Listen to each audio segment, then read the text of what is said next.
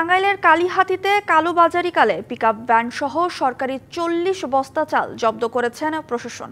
এ ঘটনায় পিকআপ ভ্যানের চালক শফিক পালিয়ে গেছে, আর কালোবাজারির হোতা হাবিবের বিরুদ্ধে তদন্ত করে ব্যবস্থা নেওয়ার কথা জানিয়েছেন কালীহাতি উপজেলা নির্বাহী কর্মকর্তা। টাঙ্গাইলে দীর্ঘদিন ধরেই সরকারের সামাজিক নিরাপত্তা কর্মসূচির চাল খাদ্য অধিদপ্তরের গুদাম কর্মকর্তাদের যোগসাজশে কালোবাজারি হওয়ার অভিযোগ রয়েছে। তেমনি অভিযোগে মঙ্গলবার কালীহাতির এলেঙ্গা বাজারের হাবিবের ব্যবসা প্রতিষ্ঠানে অভিযান চালিয়ে চাল ও পিকআপ ভ্যান জব্দ করেন প্রশাসন। অভিযোগ রয়েছে গুদাম কর্মকর্তাদের যোগসাজশে সরকারি বিভিন্ন প্রকল্পের চাহিদাপত্রের চাল কালোবাজারিরা কম দামে কিনে বিভিন্ন ডিলার ও চালকল মালিকদের কাছে বিক্রি করে, যা হাতবদল হয়ে চলে যায় আবার খাদ্য গুদামে। এতে বড় ধরনের দুর্নীতি সহ নষ্ট হয় চালের গুণগত মান।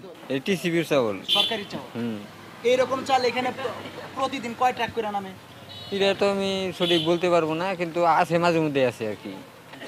এইভাবে বিক্রি করে তাই জানি। কালার এক্সপার্ট, জর্জ স্যাপ এবং মাইল্ড অন হ্যান্ডস টেকনোলজি সমৃদ্ধ অরিক্স ক্রিস্টাল ওয়াশ আপনার।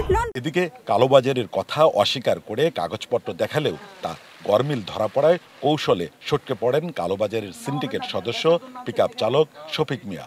ওখান থেকে টিয়ার ধরে যারা বাহিরে তাদের কাছ থেকে কিনে আইনে মনে করেন 2 মাস 2.5 মাস করে রাহি দেখা যায় 50 পয়সা এক টিয়া বাড়ে, তখন বেচালাই দিই। অভিযোগ পেয়ে পিকআপ সহ সরকারি 40 বস্তা চাল জব্দ করা হলেও ব্যবসায়ী হাবিবের বিরুদ্ধে তদন্ত করে ব্যবস্থা নেওয়ার কথা জানালেন এই কর্মকর্তা।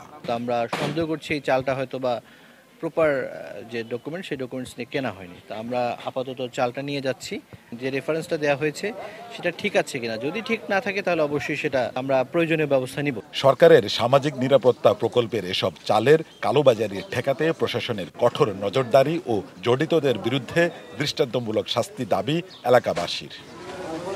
Sohel Talukdar, DBC news, Tangail.